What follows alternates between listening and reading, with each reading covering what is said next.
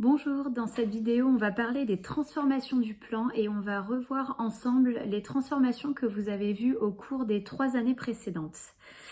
Alors, première chose que j'aimerais rappeler, c'est la définition de ce qu'est une transformation du plan. Alors, une transformation du plan, c'est un procédé qui permet de passer d'une figure de départ à une autre figure qu'on va appeler son image. Alors, je dis une figure plane, juste pour éclaircir le vocabulaire. Voilà une figure plane, c'est une figure qu'on dessine sur un plan, donc on est à plat, en 2 dimensions, par opposition à une figure spatiale qui, elle, est dans l'espace en 3 dimensions. Donc, nous, on travaille exclusivement avec les figures planes, donc on n'aura pas de géométrie dans l'espace pendant ce chapitre. Et on va revoir les transformations. Alors, la première transformation que vous avez vue, c'était pendant votre année de 6e. Alors, vous aviez vu les symétries axiales. Alors, la symétrie axiale, je vous rappelle, on retourne la figure de l'autre côté d'un axe. Et donc, elle est définie par un axe de symétrie. J'ai besoin de connaître l'axe de symétrie pour faire ma symétrie axiale. Jusque-là, ça paraît évident. Je vous propose qu'on revoie ensemble rapidement comment on fait la construction de la symétrie axiale. Vous voyez, j'ai mon axe de symétrie ici, la droite D, ma figure de départ et je vais la retourner de l'autre côté de la droite D par symétrie axiale. Donc je vais commencer par envoyer mon point A de l'autre côté. La première chose que je peux faire, c'est utiliser mon équerre. Pour ça, il va falloir que je vienne à angle droit depuis mon point A jusqu'à ma droite D. Donc je suis bien alignée le long de la droite D. Le haut de mon équerre passe bien par le point A. Je trace et il faut que je prolonge pour ramener ce trait-là de l'autre côté. Donc je m'aligne bien et je prolonge. Ici j'ai un angle droit. Encore faut-il maintenant prendre la distance de A jusqu'à l'axe pour la reporter de l'autre côté. Pour faire ça, le plus simple, c'est quand même le compas. Donc je prends mon compas, j'écarte jusqu'au point A et je ramène ma longueur de l'autre côté. Et au point que j'ai ici, j'ai mon point A'. J'ai une petite imprécision au niveau du raccord. Bien souvent, quand vous faites avec cette façon-là, l'angle droit ici n'est pas tout à fait droit. Et donc, ce que je vous propose, c'est d'oublier cette méthode-là, non pas parce qu'elle est fausse, mais parce qu'elle manque de précision en règle générale, et de voir une nouvelle façon de faire. Alors, la deuxième méthode, bien plus efficace, parce que plus précise, c'est d'utiliser le compas. Donc, pour ça, je vais avoir besoin de 2 points de pivot sur mon axe. Donc, je vais mettre un premier point par ici, un deuxième point par là. Je peux les mettre où je veux, juste je les écarte un petit peu pour que ce soit plus précis, d'accord? Donc, un d'un côté de l'axe, un de l'autre côté.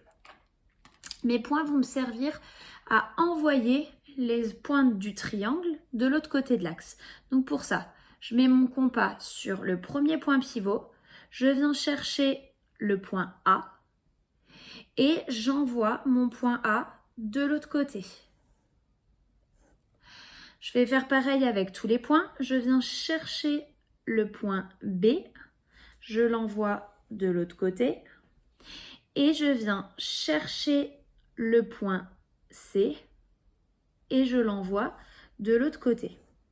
Donc je sais que mon point A va atterrir quelque part par là, B quelque part par là, A quelque part par ici et C quelque part par ici. Mais c'est pas encore suffisamment précis et c'est pour ça que j'avais besoin de mon deuxième point de pivot. Donc je vais refaire exactement la même chose à partir de ce deuxième point. Je viens chercher le point A et j'envoie de l'autre côté. Je viens chercher le point B et j'envoie de l'autre côté. Et je viens chercher le point C et j'envoie de l'autre côté. Alors, ça peut arriver que vos demi-cercles ne se croisent pas, enfin vos arcs de cercle, pardon, ne se croisent pas. Dans ce cas-là, c'est pas un problème. Il suffit de remettre le compas au bon endroit et de prolonger vos arcs de cercle pour bien avoir les croisements. Une fois qu'on a ça, on nomme les points. En face de A, son image c'est A'. En face de B, son image c'est B'. En face de C, on a C'. Et évidemment, on termine en fermant le triangle. Et si je prends ma feuille et que je la plie le long de l'axe ici, et bien mes deux figures vont se superposer parfaitement. Là, on ne le voit peut-être pas trop parce que l'axe est penché, mais je vous assure que ça fonctionne. Deuxième exemple, cette fois-ci, l'axe de symétrie, c'est la droite BC qui fait partie du triangle. Évidemment, si on retourne, le point C reste au même endroit, le point B reste au même endroit. Et donc, je n'ai qu'à envoyer le point A de l'autre côté. J'ai déjà 2 points de pivot sur la droite, pas la peine d'en rajouter un autre. Donc, je viens chercher l'écart jusqu'au point A. J'envoie de l'autre côté. Et à partir de mon deuxième point de pivot, je viens récupérer l'écart jusqu'au point A et j'envoie, de l'autre côté. Je nomme mon point A' et je peux fermer mon triangle. Et j'ai le symétrique du premier triangle. Encore une fois, ça ne se voit pas très bien, mais si vous mettez la figure bien en face de vous, ça paraît plus évident. Voilà pour les symétries axiales. Et je vous propose qu'on passe à la symétrie centrale. Alors, la symétrie centrale, on va plus retourner de l'autre côté d'une droite. On va cette fois-ci faire tourner autour d'un point, pile d'un demi-tour.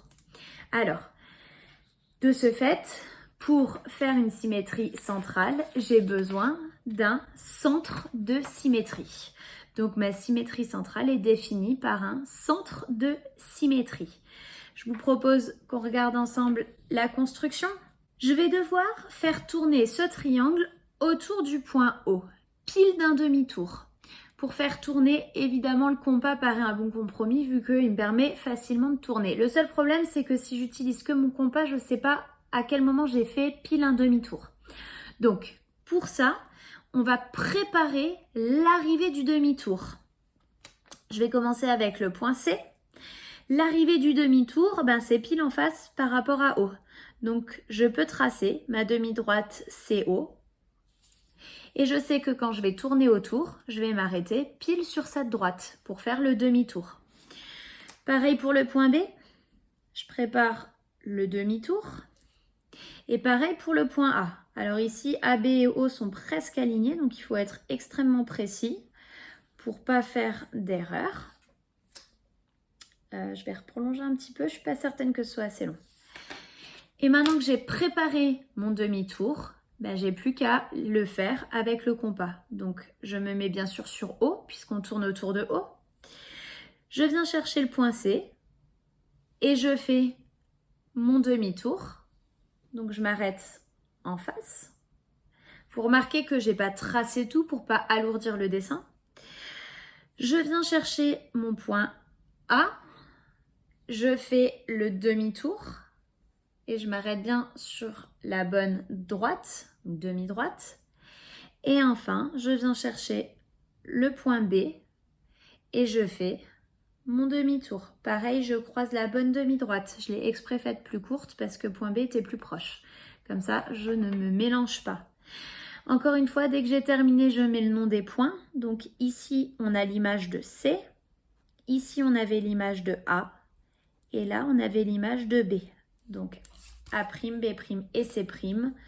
Et pour terminer, évidemment, je relie mes points. Et voilà pour la construction. Mon triangle a bien fait un demi-tour autour du point O. Un deuxième exemple, cette fois-ci, on va tourner autour du point B. Donc, pareil que tout à l'heure, je vais préparer mon demi-tour. A, il va s'arrêter pile en face. Et C, il va s'arrêter aussi pile en face de B. Encore une fois, je prends mon compas. Je viens chercher la longueur jusqu'au point A. Je l'envoie pile en face. Je viens chercher la longueur jusqu'au point C. Et je l'envoie pile en face. En face de A, on aura A'. En face de C, C'. Et le point B, évidemment, ne bouge pas. Donc B' ici. Et pour terminer, j'ai plus qu'à relier A' et C'. Et voilà ma symétrie centrale.